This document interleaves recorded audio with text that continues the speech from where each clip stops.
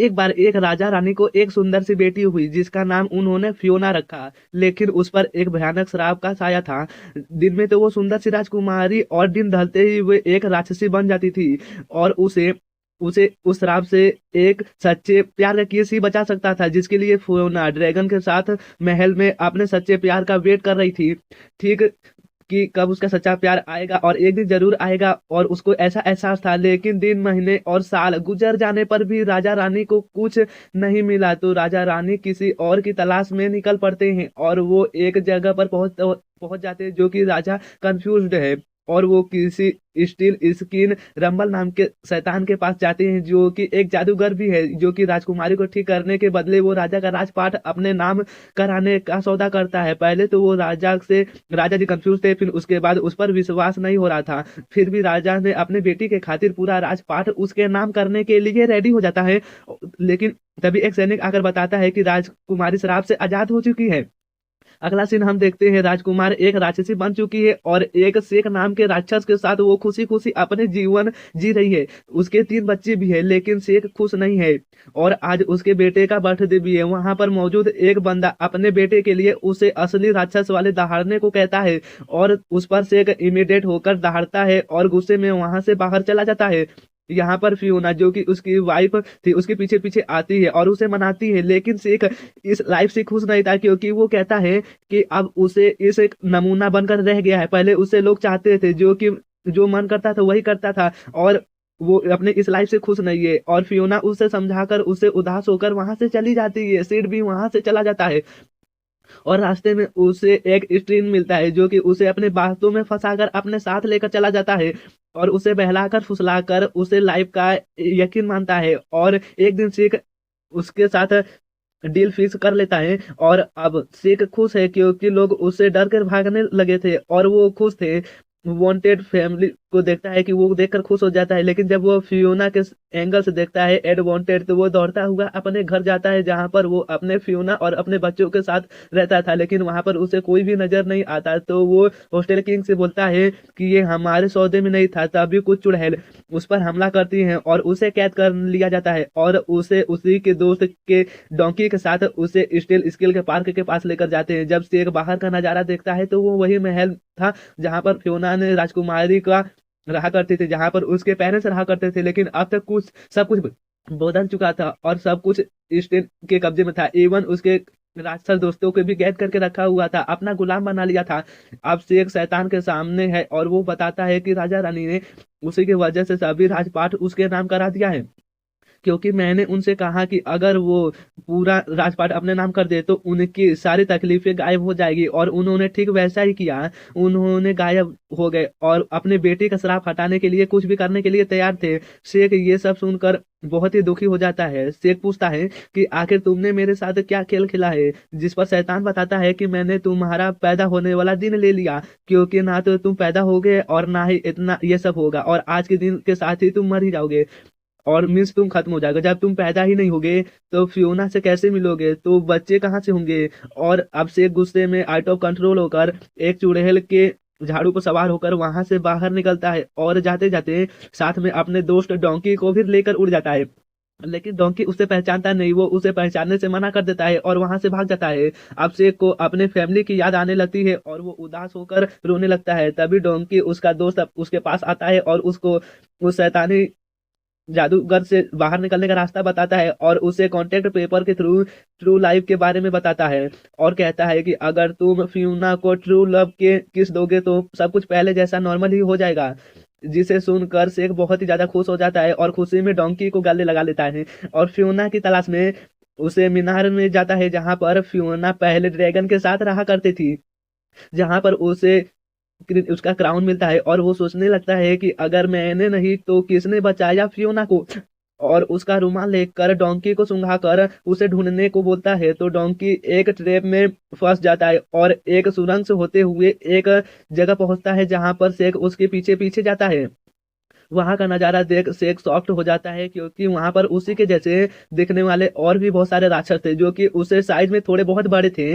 तभी शेख को फियोना नजर आती है जिसे देखकर वो बहुत ही खुश हो जाता है। लेकिन वो उसे पहचानने से मना कर देती है। शेख उसे याद दिलाने की भी बहुत कोशिश करता है, लेकिन वो साफ साफ मना कर देती है।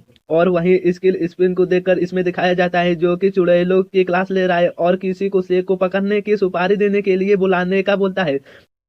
वही सभी राक्षस इस स्किन को पकड़ने के लिए जाल बिछाते हैं फियोना के साथ मिलकर। और रात को शेख फियोना के पास जाता है जहां पर उसे पुशिंग पुड वाला पुश मिलता है जो कि आर्क से बहुत ही ज्यादा मोटा हो चुका है।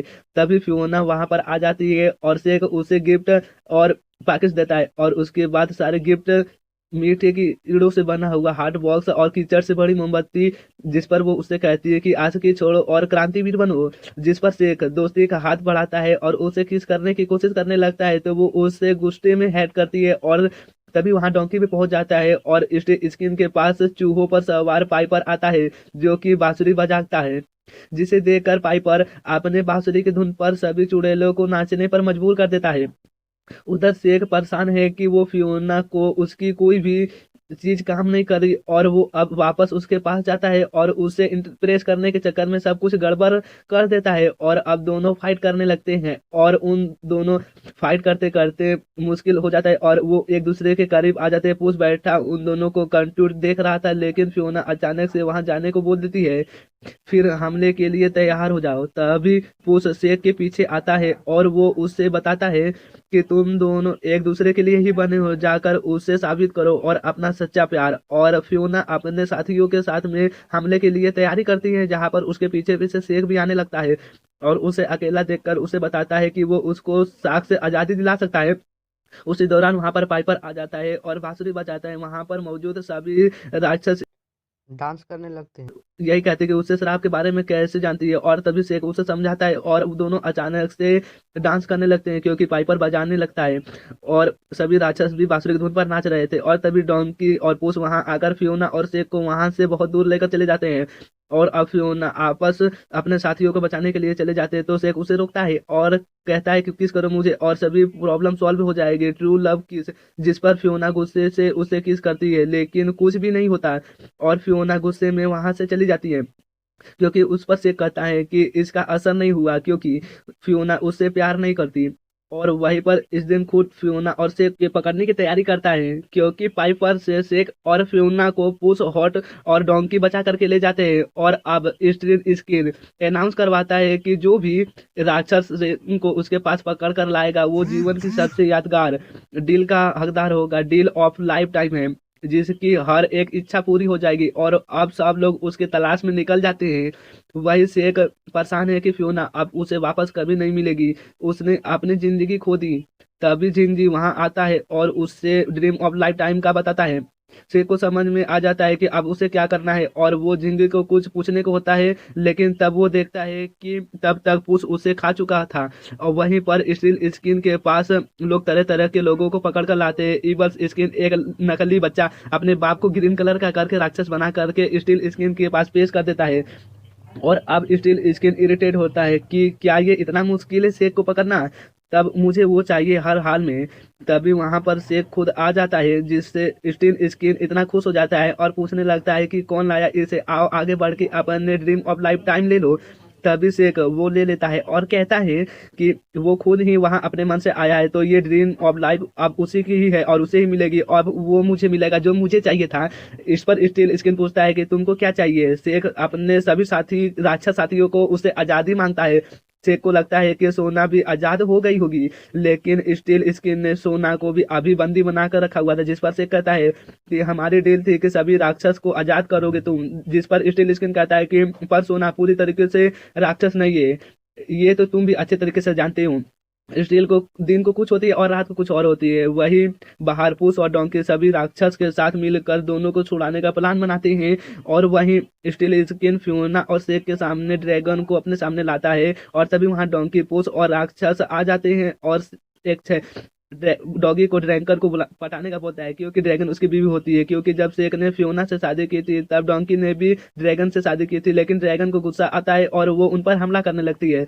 तो शेक और फियोना उससे फाइट करके चीट कर देते हैं, मनी की फ्लाइट कर देते हैं और उसके बाद स्किन को भी पकड़ लेते हैं। और अब शेक का भी समय पूरा हो जाता है जो कि स्टील स्किन ने फिक्स किया था, और सभी लोग इमोशनल हो जाते हैं। फियोना उससे किस करती है और शेक इनविजिबल हो जाता है, और मतलब कि वो मर चुका था।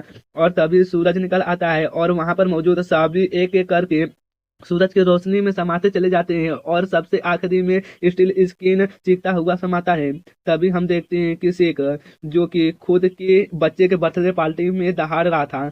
मतलब कि दोस्तों, आपने अभी तक जो भी चीज और मूवी देखी है वो शेक का इमेजिनेशन था, और शेक बहुत ज्यादा हैरान रह जाता है, क्योंकि वो सब उसका मात्र एक सपना था। और वो वापस सबको देखकर बहुत ही खुश हो जाता है और फियोना को किस कर लेता है, और मूवी यहाँ पर खत्म हो जाती है। तो दोस्तों, आप लोगों से एक छोटी सी निवेदन है कि अगर आप इस चैनल पे नए हैं तो प्लीज चैनल को सब्सक्राइब करना ना भूलिएगा।